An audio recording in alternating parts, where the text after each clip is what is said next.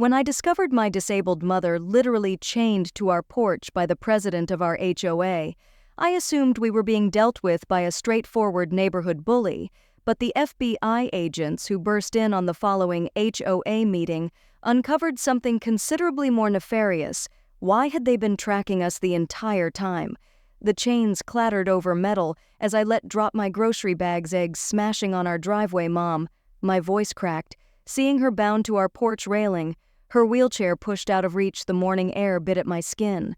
But nothing compared to the ice in my veins when I saw Karen Mitchell standing there, bolt cutters dangling from her perfectly manicured fingers. "Your mother broke code 47B, Karen declared, adjusting her designer sunglasses in her other hand. Disabled residents may not be left alone on front porches longer than 15 minutes.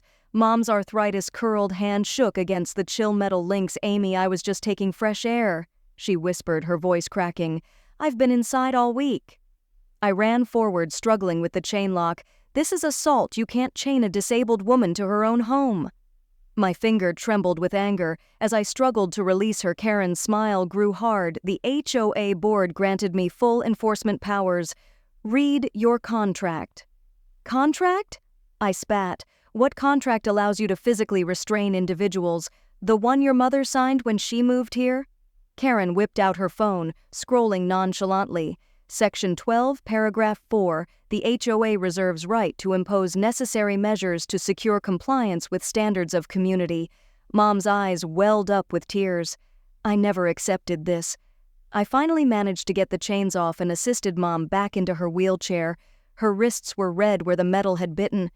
"I'm reporting to the police. Go ahead." Karen shrugged. "Officer Davidson is my brother-in-law, but I do have records of all the infractions." As I rolled Mom in, I saw something odd. A black sedan parked on the street.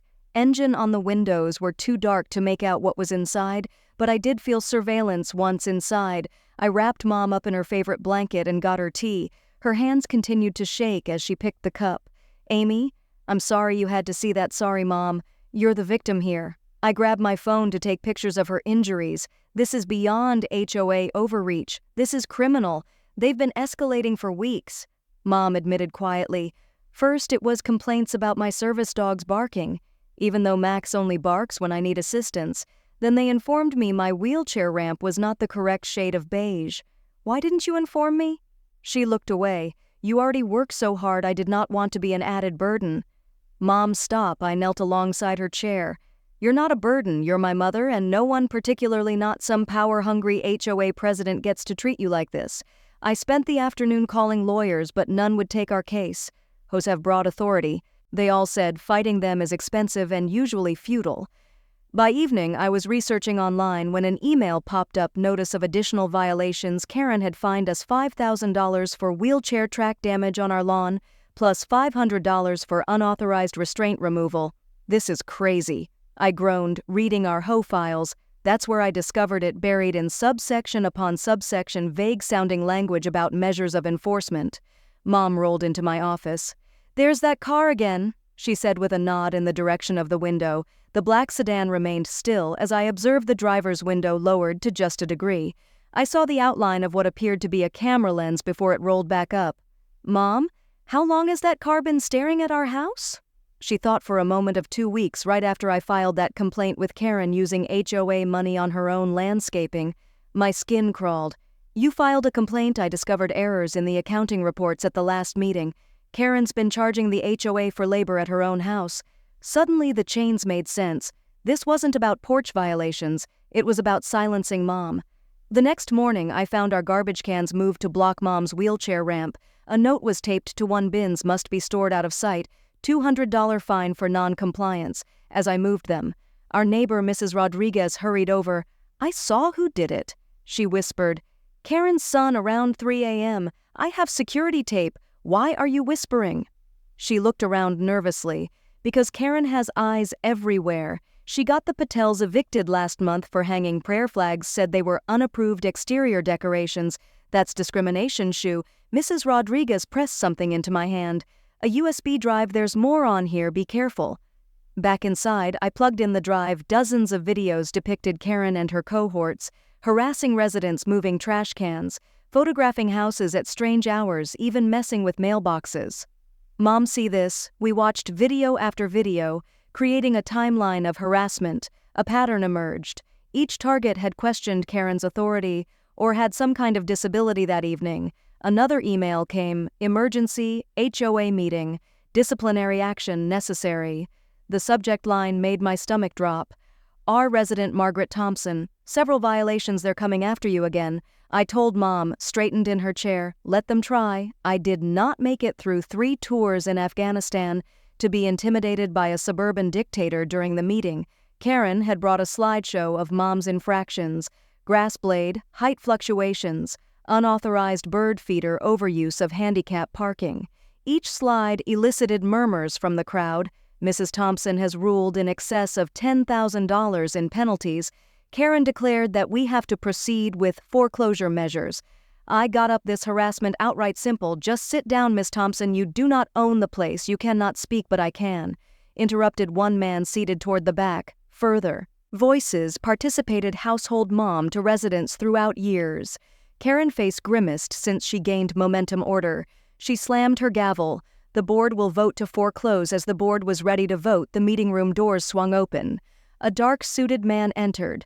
Looking around, his eyes landed on Karen, then on us. Don't stop on my account, he said.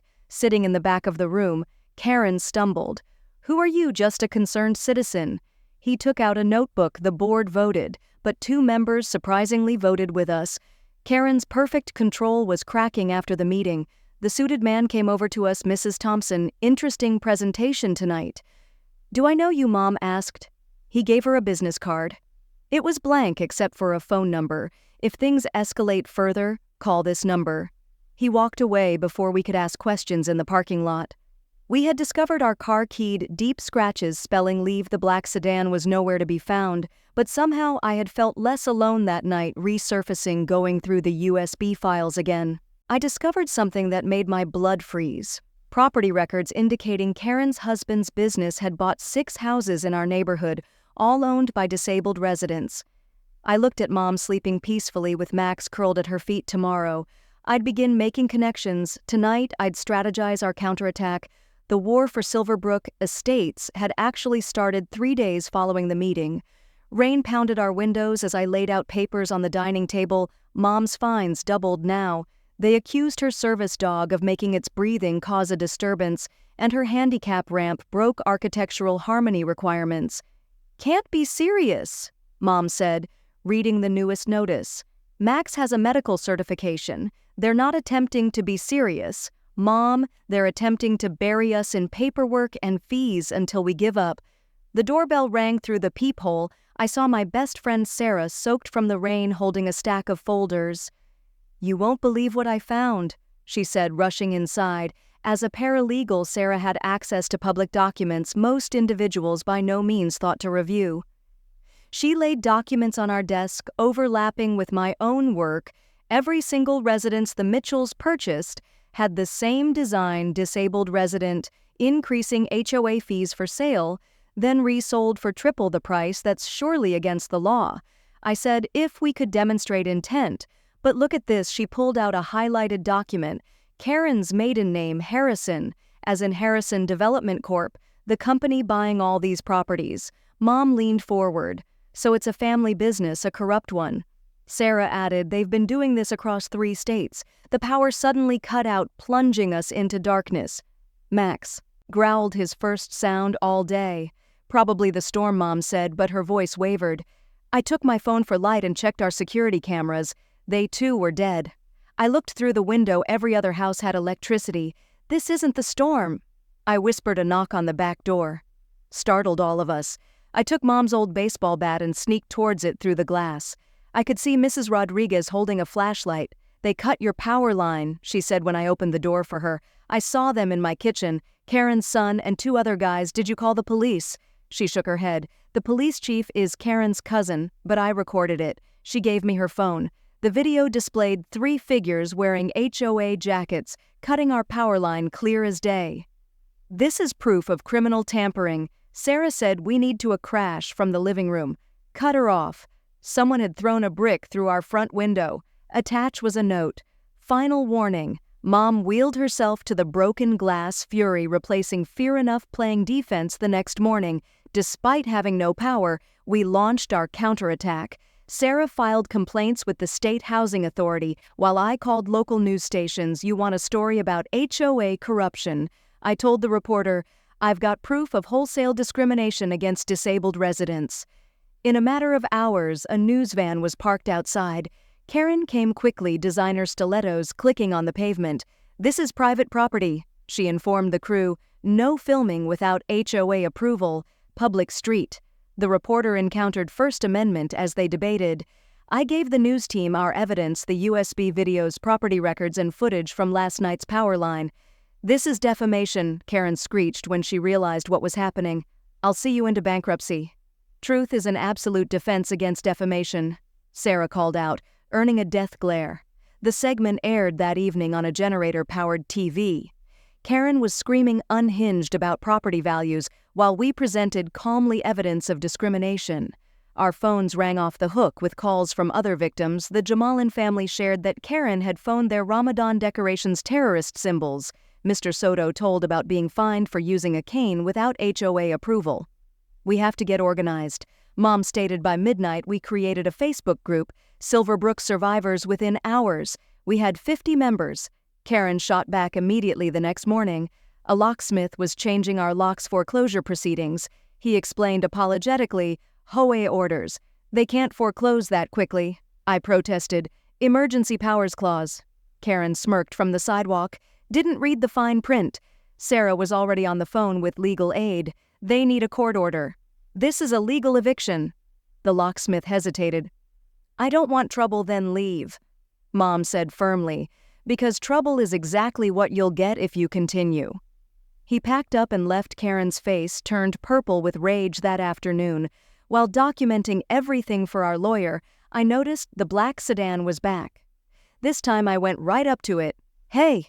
I pounded on the window. I know you're watching us. The window rolled down a little. A low voice said, Step back. Please, who are you? Why are you watching my mother? For her safety, the voice answered, Check your mailbox. Puzzled, I walked down to our mailbox. Inside was a manila envelope with no postage. It contained photos of Karen meeting with known criminals, bank statements of large cash withdrawals, and a sticky note, We're building a case, keep pushing. I looked around, but the sedan was gone that night. Our Facebook group blew up some posted internal HOA emails of Karen discussing Operation Clean Sweep, a plan to systematically eliminate undesirable elements from Silverbrook. This is it, Sarah said. This proves conspiracy. We organized a peaceful protest for the next day. Dozens of residents gathered with signs, HOA equals Harassment Organization Association, and people over property values. Karen called the police, claiming we were trespassing on HOA Common Area Officer Davidson. Arrived Karen's brother-in-law, but to everyone's surprise he looked uncomfortable. This is a legal assembly, he told Karen. I can't take them away unjustly. I'm your kin, she growled, and I'm a sworn officer. The law must come first. As the demonstration raged on, a news helicopter flew overhead. Our story was going viral that evening. Mom got a call from the cryptic number on the blank business card, Mrs. Thompson, tomorrow 9 a.m. Federal courthouse, bring all that you have. Who is this one who's been waiting for Karen Mitchell to slip up? She just did one big one after the phone call. I caught Mom gazing at an old photo album. Amy, I have to tell you something she told me prior to my retiring. I was in military intelligence. I was investigating discrimination in housing against veterans. My jaw dropped. You were investigating this type of thing until my disability pushed me to an early retirement, but I never quit watching. Karen aimed at me. That wasn't by chance. Someone informed her of my past. So when they tied me to the porch, they were attempting to silence me by intimidation, but they picked the wrong veteran to harass as we were getting ready for the courthouse gathering. Our phones began to vibrate with breaking news. FBI raids.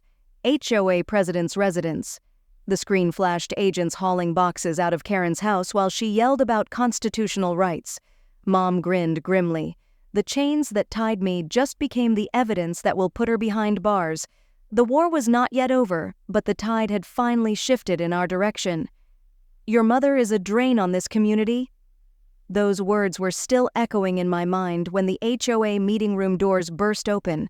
5 men in black suits stormed in their FBI badges shining under the fluorescent lights. Everyone stayed seated. The lead agent's voice thundered through the now quiet room. Karen's face went ghostly white as she let go of her papers, sending them floating to the ground like dead leaves.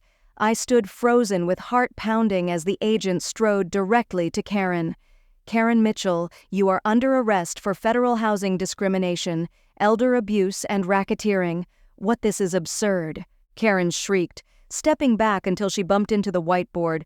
"I'm the president of this HOA. You can't just—" "We can, and we are the agent," interrupted, pulling out handcuffs. "You have the right to remain silent." My neighbor, Mrs. Peterson, grabbed my arm. "Amy, did you know about this?" I shook my head as confused as the rest of them. Then I recalled the black sedan, the radio conversation I'd heard they've been monitoring. "Karen!" "Not us, you set me up!" Karen yelled at me as they cuffed her. "You and your disabled mother." The room gasped. Even Karen's staunchest supporters looked surprised at her words. In fact, the lead agent said, turning to me, "We've been investigating Mrs. Mitchell for 6 months. Your mother isn't her first victim, but due to your evidence, she'll be the last." My evidence: I'd only filed complaints with the city last week as they led Karen out still ranting about conspiracies. The agent came up to me. "Miss Thompson, I'm Agent Rodriguez. We have to talk." The other HOA board members sat paralyzed like deer in headlights. Rodriguez spoke to them. "This meeting is over. Well, be in touch with every one of you." People spread out like roaches when the lights come on in a few minutes. Only Sarah, mother, and I stayed with the FBI agents. "How long have you known?" I asked Rodriguez when we were by ourselves. "Long enough to know your mother was in trouble," he said. "But we needed concrete evidence of physical abuse when Mitchell changed your mother to that porch. She gave us exactly what we needed." Mom wheeled forward. "You used me as bait." "No, ma'am, we were protecting you. We had agents ready to intervene if things escalated beyond what happened." Sarah. Ever the paralegal jumped in. "What about the other victims? The pattern of targeting disabled residents?" Rodriguez nodded. "We've documented 37 cases across 3 states. The Mitchells would invade HOAs, systematically harass covered class residents, old disabled minorities until they sold their houses for peanuts. Then they'd resell the houses for astronomical profits. But why, my mom specifically? I questioned, why chain her up?" Rodriguez shared a look with his partner. "That's complicated. Can we pick this discussion up at your place 20 minutes later?" We sat in our living room as Rodriguez spread files on our coffee table. Other victims' photos, financial records, email threads. The scope was unimaginable.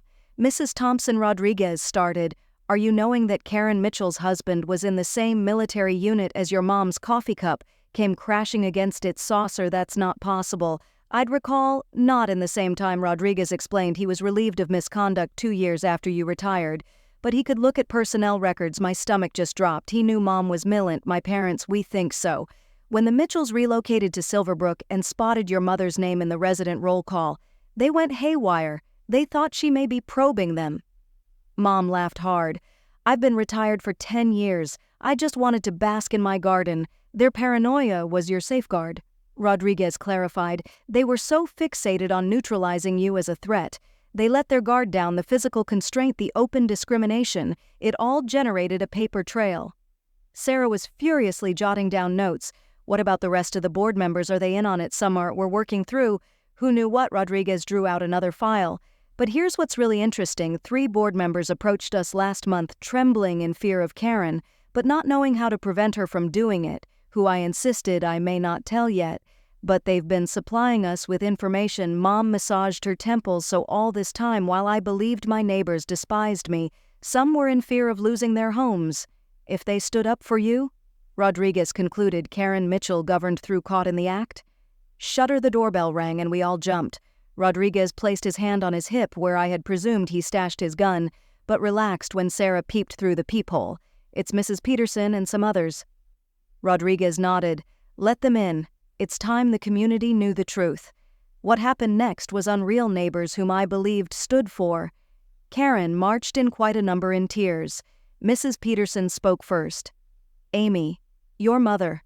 We wanted to help, But Karen threatened to foreclose on our homes. She had dirt on everyone. Mr. Jameson, who'd complained about Mom's wheelchair ramp, hung his head. She said she'd report my son's visa status if I didn't file complaints. Story after story poured out.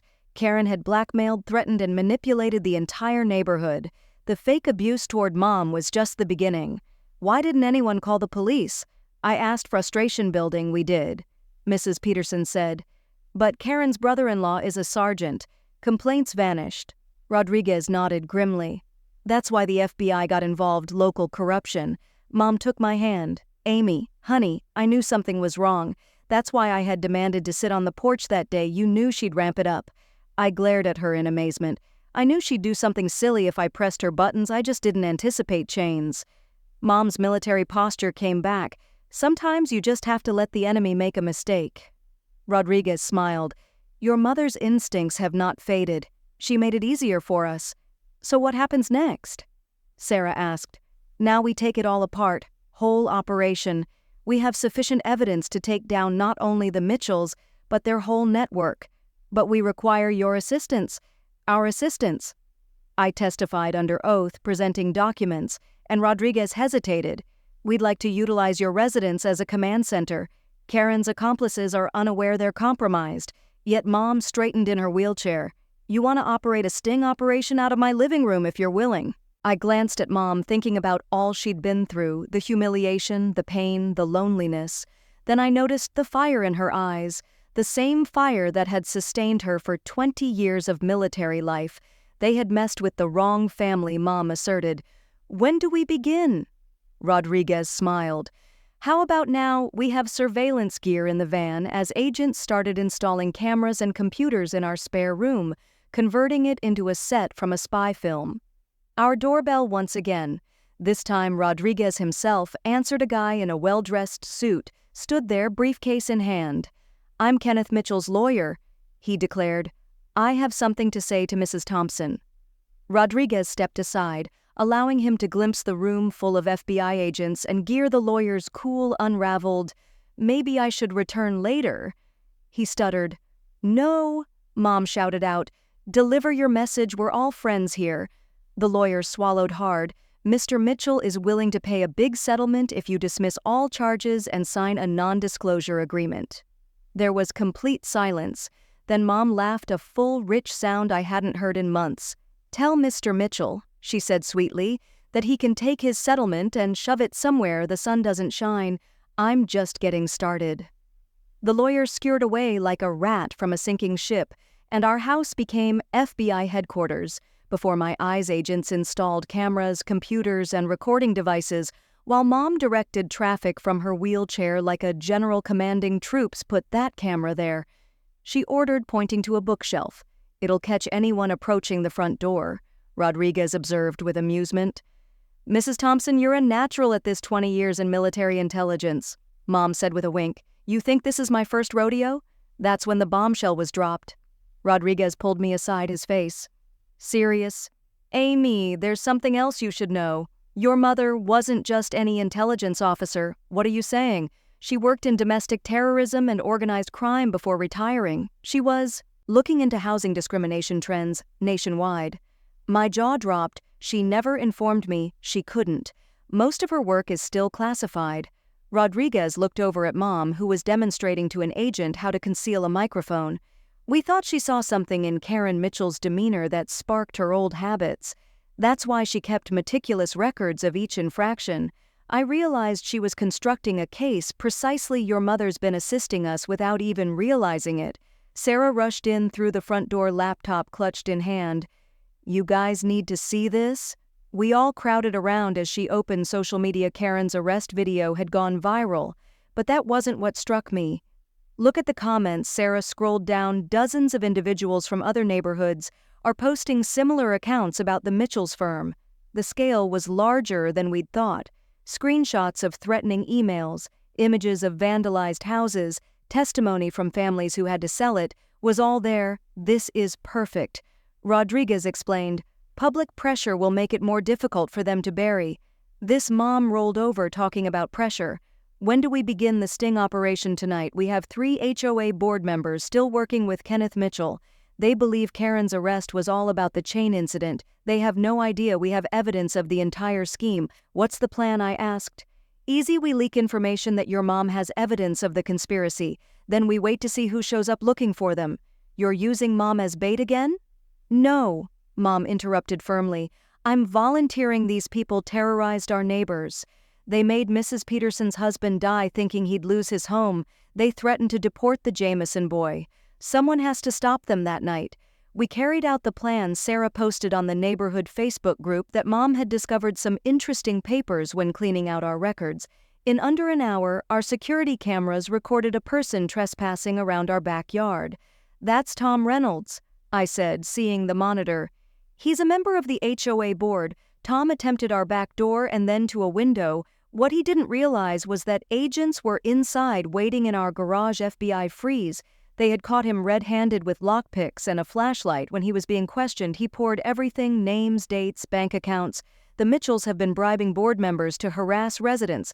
But Tom disclosed something else. Karen keeps the actual records in a safety deposit box, everything, the bribes, the threats, the forged documents, where Rodriguez insisted First National Bank Box 307, but only she has access to it. Rodriguez placed a call 20 minutes later. He had news judge granted a warrant. We're picking that box up first thing tomorrow. Mom yawned expansively. Well, this old girl needs her rest. Crime fighting is hard at my age after everyone had gone. I found Mom in the kitchen looking out the window. You okay? I asked. I spent years battling corruption behind the scenes, she said, whispering. I wondered if retirement meant walking away from all that, but evil doesn't retire, does it? Is that why you never explained to me what your real job was? She swiveled her wheelchair so it faced me. I wanted you to live a normal life, not one of glancing over your shoulder, always suspecting everybody but you. You trained me, nonetheless, didn't you? All the games we played growing up taught me to pay attention. Red people think strategically. Mom smiled. Guilty as charged. A mother prepares her child for the world. She knows. The next morning, Rodriguez called. With updates, we got the safety deposit box. Karen documented everything, like she was proud of it. We found records going back 15 years across 6 states. How many families? I asked. At least 200, mostly elderly, disabled, or minorities. The Mitchells made a fortune. But there was more.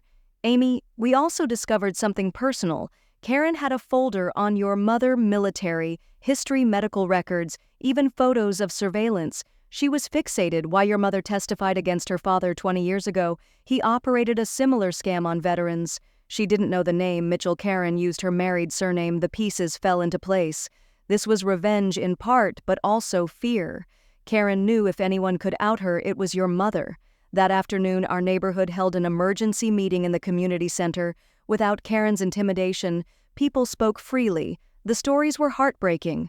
They convinced me my autism made me an unfit neighbor, one young man said my cultural decorations violated aesthetic standards. Mrs. Kim included. They attempted to ban my guide dog. A blind resident disclosed. Mom heard every account, her notepad full of names and dates. When everyone had finished, she wheeled to the front of the room. I failed you all. She started, her voice strong but teary. I noticed the signs but assumed I was being paranoid. My training should not have any. Mrs. Peterson interrupted. You were the only person bold enough to resist. Murmurs of approval swept through the room.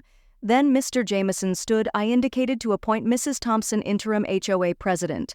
The vote was unanimous. That night, as we partied with neighbors who'd become friends, Rodriguez pulled me aside once. Last time the Mitchell's attorney called us. They want to cut a deal: full confession in return for lesser sentences. Will you do it? No, we have enough evidence to bury them. And besides, your mother gave us something interesting. What turns out, she made copies of all classified reports she ever submitted, legal ones, that she was permitted to retain, including a 10-year-old inquiry into housing bias that refers to shell companies in the Mitchells pattern. I laughed. She had known all along, not necessarily, but she suspected, which is why she relocated here after your dad died. She was stalking without even knowing it, staring at Mom being surrounded by thankful neighbors. I viewed her not as my disabled mom in need of protection, but as the warrior she'd always been combating injustice. Even from a wheelchair, some people never really retire. Rodriguez noticed. No. I agreed, observing Mom organizing committees and assigning tasks. They simply find new battlefields as the sun went down on Silverbrook Estates kids, played freely in yards where fear once held neighbors assisted one another without suspicion, and at the center of it all sat my mother, the woman they attempted to chain down, now breaking chains for everyone else. Amy, flip on Channel 7 now. Sarah's voice cracked over my phone as I washed red paint off our garage door. The word traitors still bled through. In spite of my best efforts, I dashed in where Mom sat consoling our service dog Max, who'd vomited the poison meat that we discovered in our backyard. The TV came on with a flicker displaying Karen Mitchell on the courthouse steps, microphone in hand. "These individuals desire special treatment," Karen yelled to the crowd. "They use their disabilities as cover while ruining our property values and American way of life." My stomach fell behind. Her were at least 50 supporters holding signs "Save our neighborhood" and "No special rights." Mom held my hand. "She's making this into something larger." In an hour, protesters marched down our street, half supported us with signs reading "Justice for Veterans" and "End HOA Abuse."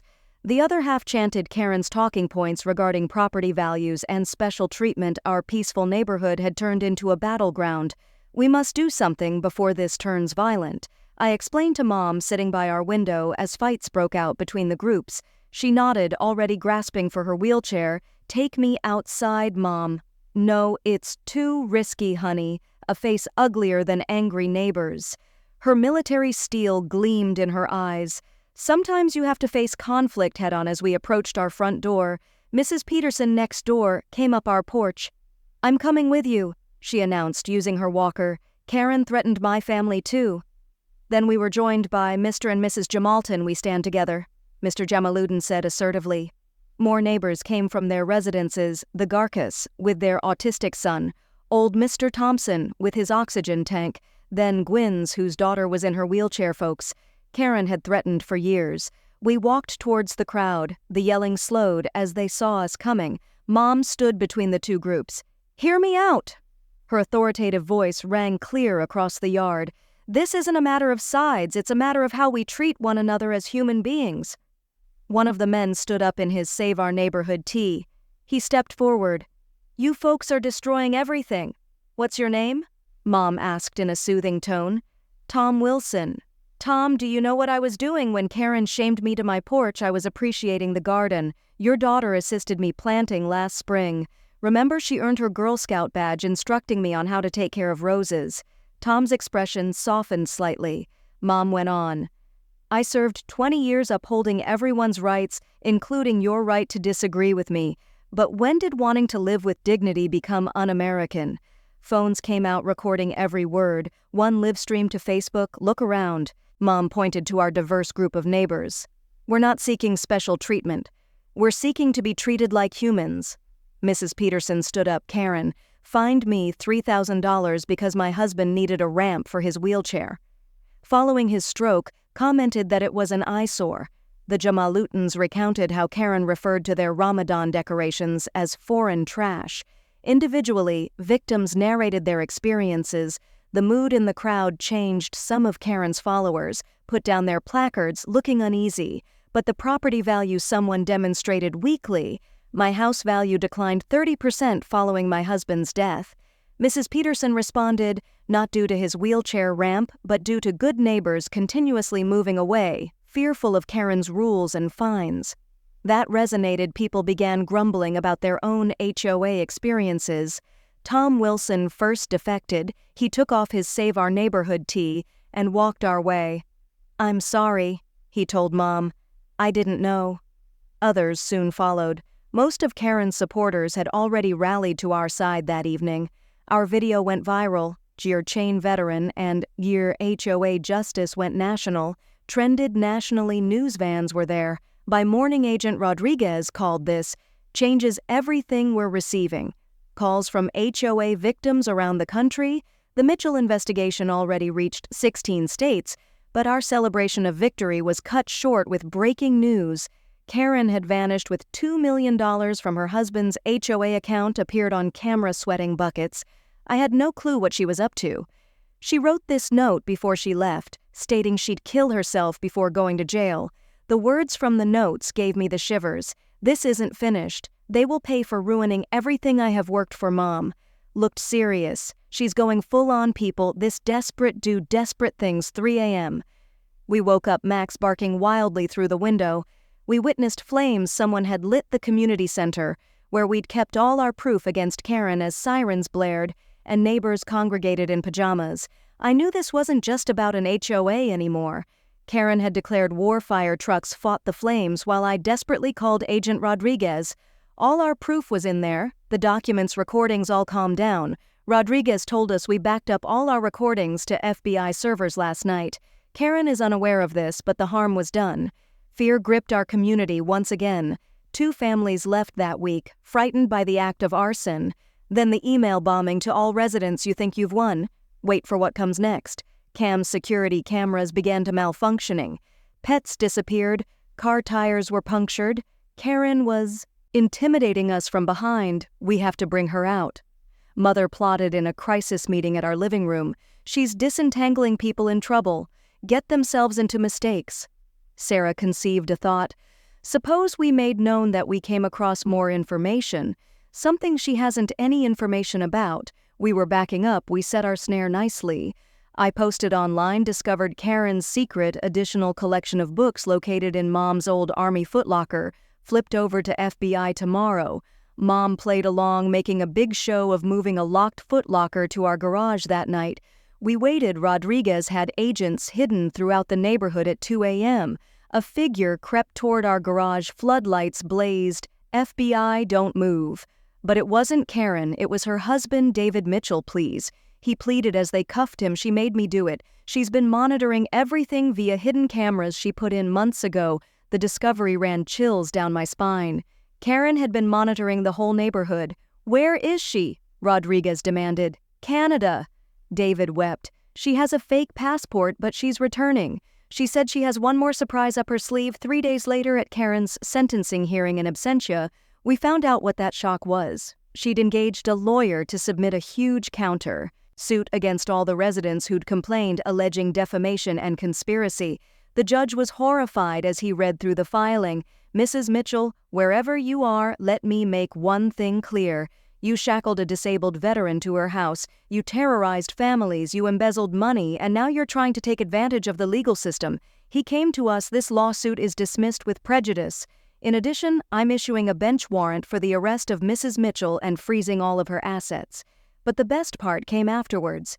Mrs. Amy's mother, the judge, spoke to Mom. "Would you please come to the bench?" Mom wheeled forward. "Ma'am, I've looked at your military service record. Your work investigating housing discrimination was exemplary. It seems fitting that you keep up that quest." He smiled.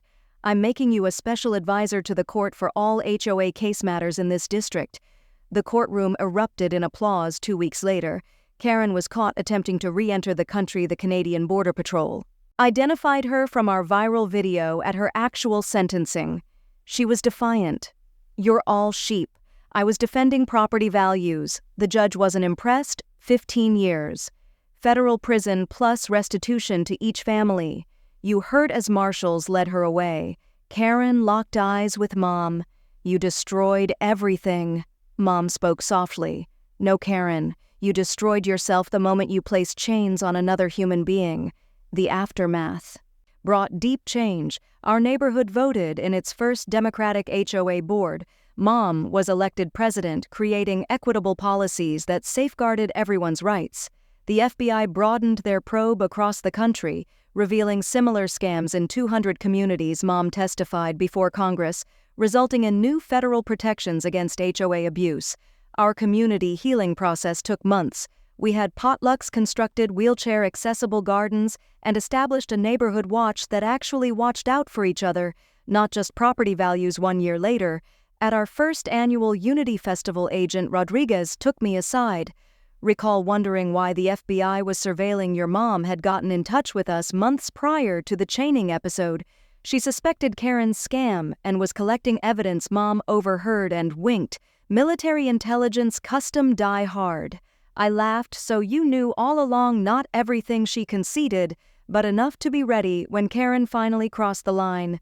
Today, Silverbrook Estates is not well known for its property values, but for its values of compassion and inclusion.